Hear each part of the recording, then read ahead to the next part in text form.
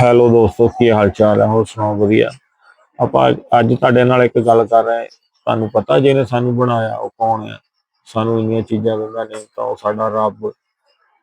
ਤੇ ਉਸੇ ਰੱਬ ਬਾਰੇ ਇਸ ਵੀਡੀਓ 'ਚ ਦੱਸਿਆ ਗਿਆ ਹੈ। ਕੱਲੀ ਕੱਲੀ ਗੱਲ ਡਿਟੇਲ ਨਾਲ ਦੱਸੀ ਗਈ ਹੈ ਤੇ ਅਸੀਂ ਰੱਬ ਦੇ ਨਾਲ ਜੁੜੀਏ, ਉਹਦਾ ਸ਼ੁਕਰ ਕਰੀਏ ਤੇ ਰੱਬ ਰੱਬ ਕਰੀਏ। दुआ कभी मुसलमान की रद्द नहीं जाती। मुस्नद अहमद में हदीस है कि मुसलमान की दुआ कभी भी रद्द नहीं जाती, ये ज़हन में रखिएगा। नबी इस्लाम फरमाया कि वो तीन तरह से कबूल होती है, या जो कुछ मांगा वो मिल जाएगा, या उसके बदले कोई बेहतर नेमुल बदल मिल जाएगा, कोई मुसीबत भी टाल सकती है, और अगर ये ना हुआ तो वो तुम्हारी दुआ क़यामत के दिन के लिए स्टोर कर दी जाएगी, तुम्हें अजर मिलेगा। लिहाजा ये तो अपने दिमाग से निकाल दें कि दुआ रिजेक्ट होती है। दुआ कभी भी रिजेक्ट नहीं होती। दूसरी बात, दुआ करना ऑप्शनल नहीं है, यह मुसलमान पे फर्ज है। जो मुसलमान दुआ नहीं करता वो अल्लाह का नाफरमान है, अल्लाह ताला का बागी है, अल्लाह ताला उससे नाराज होता है। उदऊनी अस्तजिब लकुम इन्नल्लज़ीना यस्तकबिरून अन इबादती, सूरह अल मोमिन की आयत नंबर 60 है। ऐ मेरे बंदो, मुझसे मांगो। जो लोग मुझसे दुआ करने में तकब्बुर करते हैं, मैं उन्हें ज़लील ख्वार करके जहन्नम में दाखिल करूंगा। दुनिया के बादशाह तो मांगने पर नाराज होते हैं, और हम उस बादशाह की इबादत करते हैं कि जिससे ना मांगा जाए तो वह नाराज होता है। यह जरूरी है।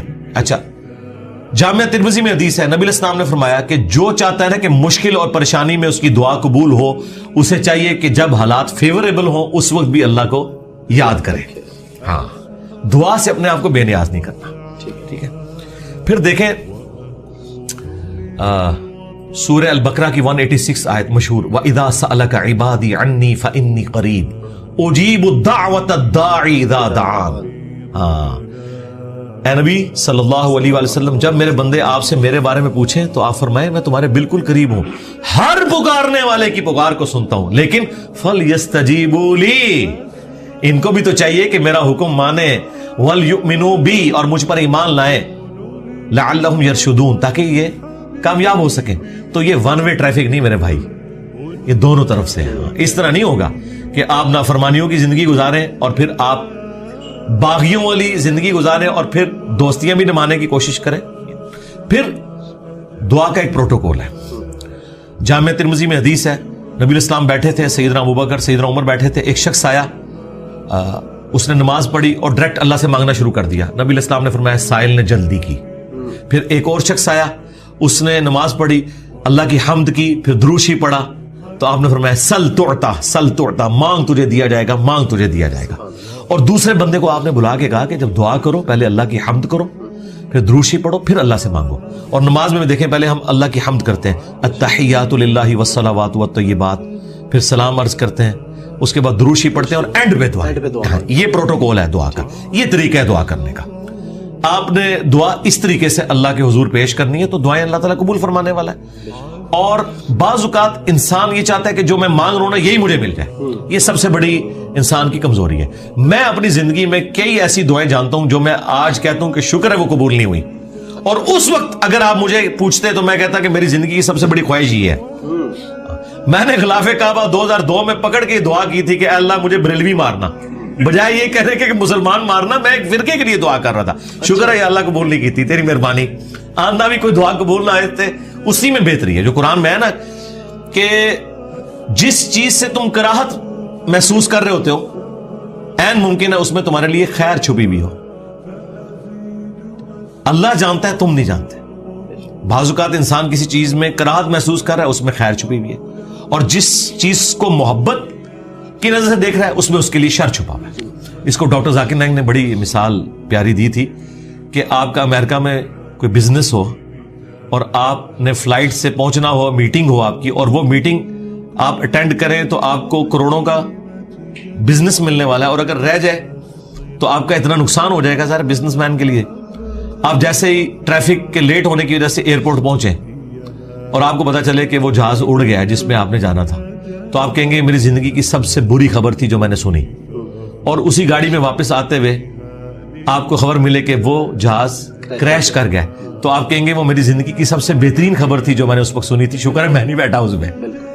एक ही खबर थोड़ी देर पहले जिंदगी की बदतरीन खबर थी, اور اگلے لمحے وہ سب سے اچھی. اچھا اس چیز کو اللہ نے قرآن میں حضرت موسیٰ اور خضر کے واقعے میں سمجھایا ہے, جس میں وہ ایک بچے کی گردن مروڑ دیتے ہیں. وہ یہ نہیں ہے کہ یہاں کو پیر بچوں کی گردنیں مروڑیں گے, وہ فرشتہ تھا, وہ حضرت اسرائیل والا کام کر رہا تھا, اس کو اللہ تعالیٰ نے اتنی عمر بچے کو دینی تھی. لیکن اس کے جواب میں انہوں نے کیا کہا کہ تمہارے رب نے ارادہ کیا کہ اس سے بہتر اولاد انہیں دے, کیونکہ اس اولاد نے ذلیل کروانا تھا ماں باپ کو. تو مسئلہ تقدیر سمجھایا گیا نا, کہ اگر کوئی تکلیف پہنچتی ہے تو آپ کو نہیں پتا. اور واصف علی واصف صاحب کہتے ہیں, میں ایک دفعہ داتا دربار بیٹھا ہوا تھا, ایک بندہ دعا کر رہا تھا, یا اللہ جو 25 سال پہلے میں نے دعا مانگی تھی وہ واپس لے لے. یہی وہ ریپیٹ کر رہا تھا. تو میں نے اسے بعد میں پوچھا کہ یہ آپ کیا بات کر رہے ہیں؟ تو کہنے لگا میری بیٹیاں ہی تھیں, ساری اچھی نکلی ہیں, لیکن میری تسلی نہیں ہوتی تھی. 25 سال پہلے میں نے ایک بیٹا مانگا رو رو کے, کتنی منتوں سے مرادوں سے, اور وہ چرس اور ہیروئن کے نشے میں پڑ گیا, تو گھر کا سارا سامان اس نے بیچ دیا. تو بڑا بہتر کیا تھا اللہ نے جو مجھے بیٹا نہیں دیا ہوا تھا, تو یا اللہ وہ دعا واپس لے لے. ٹھیک ہے, اس لیے آپ نے اپنے معاملات کو ذرا دیکھ کے بھی چلنا ہوتا ہے, لیکن دعا ضرور مانگیں. اللہ تعالیٰ کے بارے میں پیسیمسٹک نہ ہو, آپٹیمسٹک. نبی اسلام کی حدیث ہے بخاری مسلم میں کہ کبھی یوں بھی دعا نہیں کرنی کہ اگر یا اللہ تو چاہے, اگر وگر نہیں, پورے پیشن سے مانگے, صحیح دعا مانگے. اور مسلم شریف میں حدیث ہے نبی اسلام کہ ایک صحابی اتنے بیمار ہوئے کہ وہ ہڈیوں کا پنجر بن گئے. نبی اسلام ان کی عادت کرنے گئے. آپ نے کہا کہ تو اللہ سے کیا مانگتا ہے یہ جو تیری حالت ہوئی ہوئی ہے؟ تو نے کہا یا رسول اللہ میں اللہ سے ایک ہی دعا مانگتا ہوں کہ اے اللہ جو تو نے مجھے آخرت میں عذاب دینا ہے نا, دنیا میں ہی دے لے. نبی اسلام نے کہا سبحان اللہ, اللہ پاک ہے, یہ تو نے کیا عقیدہ بنایا ہوا ہے. یعنی حضور جب حیران ہوتے تھے نا, تو یعنی غلطیوں سے پاک تو اللہ ہی ہے, یہ کہتے تھے. وہ یہ تیرے اندر سکت ہے کہ تو دنیا میں بھی اللہ کا عذاب برداشت کر سکے, اور تجھے تو چاہیے تھا تو کہتا اللہم ربنا آتینا فی الدنیا حسنہ وفی الآخرۃ حسنۃ وقینا عذاب النار. اے اللہ مجھے دنیا میں بھی بھلائیاں عطا فرما, آخرت میں بھی بھلائیاں عطا فرما, اور آخرت کی سب سے بڑی بھلائی مجھے دے, وقینا عذاب النار, جہنم کی آگ سے بچا لے. تو نبی الاسلام نے کہا یہ پڑھ. اس نے پڑھنا شروع کیا. صحابہ کرام کہتے ہیں کچھ دنوں بعد وہ ایسے ہو گیا جیسے مردہ زندہ ہو جاتا ہے, بالکل ٹھیک ہو گیا. ٹھیک ہے, تو اندازہ کریں کہ بعض اوقات ہماری اپنی مس ہینڈلنگ ہوتی ہے. پھر نبی الاسلام نے کچھ ہمیں راستہ بھی بتایا ہے. بخاری مسلم میں حدیث ہے جس کی خواہش ہو کہ اس کی عمر دراز ہو جائے اور اس کے رزق میں برکت ہو. یہی دو دعائیں ہیں جس کے پیچھے لوگ درباروں پہ بھی جاتے ہیں, ادھر ادھر ذلیل ہوتے ہیں کہ جی صحت والی زندگی ہو, لمبی ہو, ظاہر انسان کے اندر اللہ نے خواہش رکھی ہے, اور فراخی ہو. نبی الاسلام نے یہ دونوں چیزیں گنوائی. بخاری مسلم کے الفاظ ہیں جو یہ چاہتا ہے نا وہ اپنے رشتہ داروں کے ساتھ اس نے سلوک کرے, شریکا نال. ہاں پنجابی کہتے شریکا نال, کیونکہ انسان دوسروں پہ لگا لیتا ہے, شریکا نہیں دیتا. جدھر یعنی آپ کے وہ کامن انٹرسٹ ہوتے ہیں نا, وہ شریک ہوتے ہیں نا وہ. اس لیے آپ دیکھیں یہ سارے تعویذ دھاگے بھی شریک کرواتے ہیں. کبھی کسی محلے دار نے کسی پہ تعویذ نہیں کرایا, وہ آپ کی شریک ہی کروا رہے ہوتے ہیں. جہاں جیلسی فیکٹر تھا وہیں خرچ کرنے کے اوپر اللہ تعالیٰ نے اجر رکھا ہوا ہے, اور یہ آپ کے اوپر کتنی بڑی آزمائش ہے. جہاں آپ خرچ نہیں کرنا چاہتے وہاں آپ نے خرچ کرنا ہے. اب جو آپ نے وسیلہ اور توسل کی بات کی, وہ صحیح بخاری میں حدیث ہے 1010 نمبر حدیث 1010 کہ حضرت عمر فاروق رضی اللہ تعالیٰ عنہ کے دور میں جب قحط پڑ جاتا تو وہ دعا کرتے اللہم, اللہ تعالیٰ کو مخاطب کر کے کہ اے اللہ انا کننا نتوسل الیک بنبینا, پہلے ہم تیرے نبی سے دعائیں کروایا کرتے تھے, اب ان کی وفات کے بعد ان کے چچا کو لے کے آئے, ان کی دعا کی برکت سے بارش نازل فرما. اور وہ بارش نازل ہو جاتی.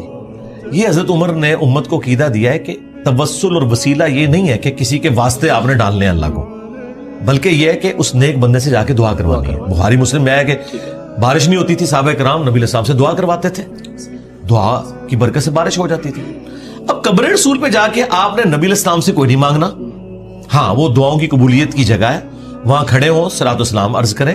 4 کتابوں میں موجود ہے, المصنف ابن ابی شیبہ میں, سنن کبری البیہقی میں, الموطا امام مالک میں, فضل الصلاۃ علی النبی کے اندر کہ صحابہ کرام اور خصوصاً ابن عمر کے بارے میں کہ مسجد نبوی میں وہ آتے, پہلے سفر پہ جاتے یا واپس آتے, پہلے مسجد نبوی میں 2 نفل پڑھتے اور قبر رسول پر آ کے عرض کرتے السلام علیک یا رسول اللہ, السلام علیک یا ابا بکر, السلام علیک یا عمر. ایک روایت میں السلام علیک یا ابتا, میرے باپ آپ پر سلام ہو. تو یہ صحابہ کرام کا طریقہ تھا, قبر رسول پہ حاضر ہونا, وہاں کھڑے ہو کر اللہ سے دعا مانگنی ہے. آپ نے کسی یعنی بزرگ سے یا پیغمبر سے ڈائریکٹ نہیں مانگنی, اور نہ واسطے ڈالنے. دیکھیں قرآن میں 40 کے قریب دعائیں آئی ہیں, سب ربنا کے ساتھ ہیں, کوئی وسیلے واسطے نہیں ہے اس میں. مجھے نہیں سمجھ آتی, آپ وسیلے واسطے سے بھی آگے جا کے یہ ڈائریکٹ بزرگوں کو پکارتے ہیں, یا علی مدد کہتے ہیں, یا شیخ عبد القادر جیلانی مدد کہتے ہیں. ان سے پوچھو کہ اللہ کے بندو, کیا مولا علی علیہ السلام نے کسی کا واسطہ ڈال کے کبھی دعا کی ہے یا اسے پکارا ہے؟ شیعہ کی جو سب سے اتھینٹک کتاب ہے نا, مولا علی کے خطبات, نہج البلاغہ, اس میں ایک خطبہ موجود ہے. اپنے بیٹے کو انہوں نے کچھ نصیحتیں کی ہیں. اس میں انہوں نے کہا کہ حسن یاد رکھنا, تم اس کی اولاد ہو جس نے ان قریب مر کے مٹی ہو جانا ہے, بقا صرف اللہ کی ذات کو ہے.